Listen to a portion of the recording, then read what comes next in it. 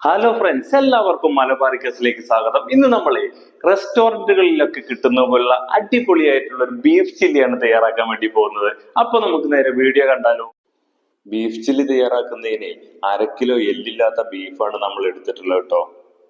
ഇങ്ങനത്തെ കട്ടിയുള്ള വലിയ കഷ്ണങ്ങളാണ് ബീഫ് ചില്ലി തയ്യാറാക്കാൻ വേണ്ടി എടുക്കേണ്ടത് കേട്ടോ. ഇനി നമുക്കിതൊന്ന് വേവിച്ചെടുക്കണം.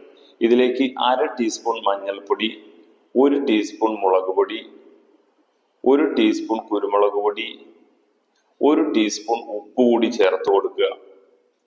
എന്നിട്ട് ഇതൊന്ന് മുങ്ങിക്കിടക്കാൻ ആവശ്യമുള്ള വെള്ളം കൂടി ചേർത്ത് കൊടുത്ത് നമുക്കൊരു 6-7 വിസിൽ വരുന്നത് വരെ ഇതൊന്ന് വേവിച്ചെടുക്കണം. വെള്ളം ചേർത്ത് ഒന്ന് നന്നായി ഇളക്കി കൊടുക്കുക.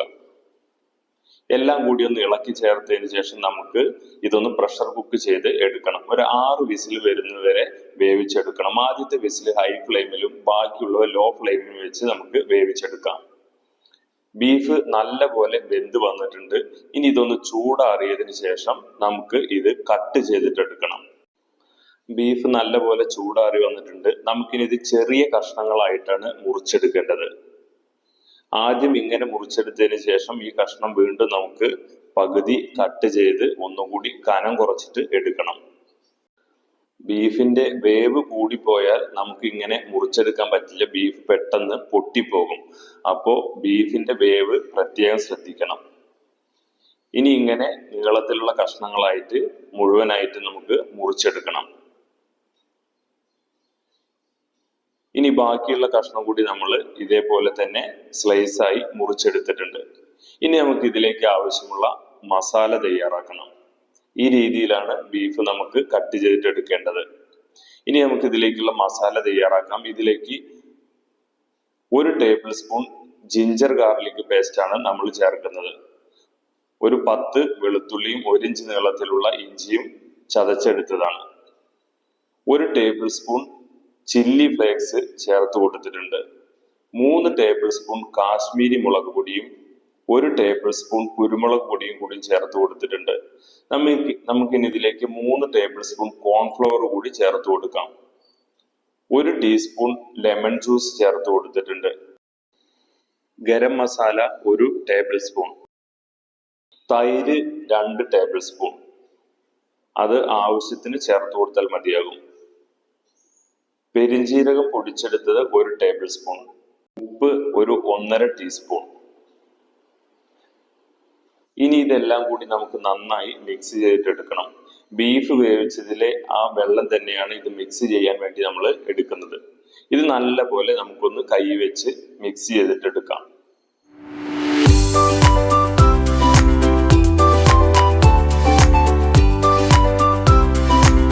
ഇത് നല്ല പോലെ തന്നെ നമ്മൾ മിക്സ് ചെയ്തിട്ട് എടുത്തിട്ടുണ്ട്. ഇനി നമുക്ക് നേരത്തെ മുറിച്ച് മാറ്റി വെച്ച ബീഫ് ഈ മസാലയിൽ നല്ല പോലെ തേച്ച് പിടിപ്പിക്കണം. മസാല തേച്ച് പിടിപ്പിക്കുമ്പോൾ ഈ കഷ്ണങ്ങൾ പൊട്ടിപ്പോവാൻ സാധ്യതയുണ്ട്. അതിനനുസരിച്ച് വേണം മിക്സ് ചെയ്തിട്ടെടുക്കാൻ. ഇനി നമുക്ക് ഇതൊരു 1/2 മണിക്കൂർ ഫ്രിഡ്ജിൽ റെസ്റ്റിന് വെക്കണം. ഇനി നമുക്ക് ബീഫ് ഫ്രൈ ചെയ്തെടുക്കുന്നതിന് വേണ്ടി ഒരു പാത്രം അടുപ്പത്ത് വെച്ച് ആവശ്യത്തിന് വെളിച്ചെണ്ണ ഒഴിച്ച് ചൂടായിട്ട് വരുമ്പോൾ ബീഫിന്റെ കഷ്ണങ്ങൾ ഇങ്ങനെ ഓരോന്നോരോന്നായി ഇട്ട് കൊടുക്കാം. ഇട്ട് കൊടുക്കുന്ന കഷ്ണങ്ങൾ ആദ്യത്തെ ഒരു 2 മിനിറ്റ് നേരം ഇളക്കാൻ പാടില്ല.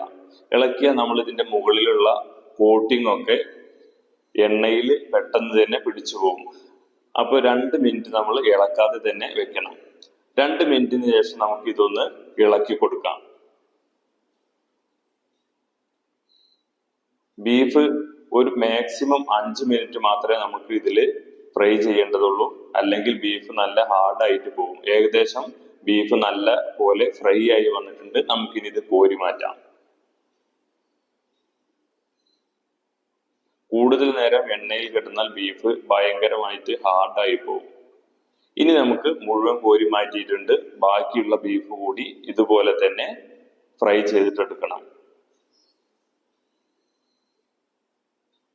ബാക്കിയുള്ള ബീഫും നമുക്ക് ഓരോന്നോരോന്നായി ഇട്ട് കൊടുത്ത് ഇതുപോലെ ഫ്രൈ ചെയ്തിട്ടെടുക്കാം. അതും ഏകദേശം ഫ്രൈ ആയി വന്നിട്ടുണ്ട്. നമുക്ക് ഇനി ഇത് കോരി മാറ്റാം. ബീഫ് ചില്ലി മുഴുവനായിട്ടും കോരി മാറ്റിയതിനു ശേഷം ആ എണ്ണയിലേക്ക് തന്നെ ഒരു 5 പച്ചമുളക് നടുകീറി ഇട്ട് കൊടുത്തിട്ടുണ്ട്. ആ പച്ചമുളക് ഒന്ന് ഫ്രൈ ആയിട്ട് വരുമ്പോൾ നമുക്ക് അതുകൂടി കോരി മാറ്റാം. ഹോട്ടലുകളിലൊക്കെ കിട്ടുന്നത് പോലുള്ള ടേസ്റ്റിയായ ബീഫ് ചില്ലി ഇവിടെ റെഡി. ഇന്ന് നമ്മൾ തയ്യാറാക്കിയ ബീഫ് ചില്ലി നിങ്ങൾക്ക് എല്ലാവർക്കും ഇഷ്ടപ്പെട്ടു എന്ന് കരുതുന്നു. വീഡിയോ ഇഷ്ടമായ ലൈക്ക് ചെയ്യാനും ഷെയർ ചെയ്യാനും ചാനൽ ഒന്ന് സബ്സ്ക്രൈബ് ചെയ്യാനും മറക്കരുത്. മറ്റൊരു വീഡിയോയുമായി കാണുന്നത് വരെ എല്ലാവരും ഹാപ്പി ആയിട്ടിരിക്കുക. Good bye.